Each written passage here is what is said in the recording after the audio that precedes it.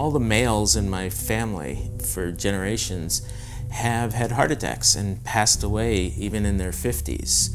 My father was probably he passed away at 79, and he was the longest living male in our family for generations. And I've always felt that I am on a race against time. My father died of some traumatic brain injury, and at the time treatments were very limited.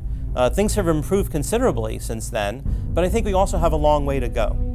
Medicine can be at the forefront of making radical changes in how we treat many diseases. One thing that was really devastating in my experience was, for example, when my grandmother had a stroke. And stroke is something where you have your brain function lost as a result of bleeding. And if we had a better understanding of how the system worked, we could simply try and rewire and have a better quality of life. But what we have currently is for her to just try and walk while she can't move her legs and just keep trying. And it's very frustrating to watch that. So I have a family history of cardiovascular disease.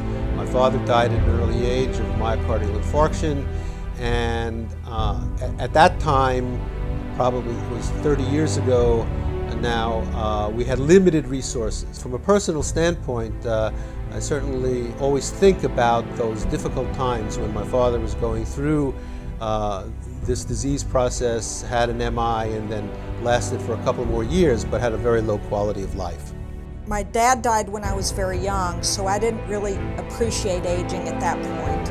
But when my mom passed away, she was healthy most of her life until the last week or so of her life. As I saw her deteriorate very rapidly in just a week, it became very obvious to me we have no idea what aging really does or is or how it happens.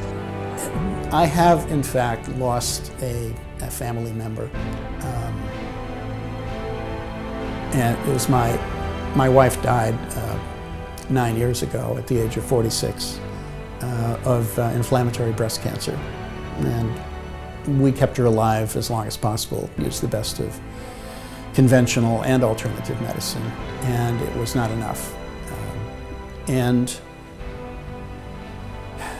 I don't know that the research that I'm talking about with DECO could be helpful. It might be, because there are effects on cancer. It would certainly make a difference.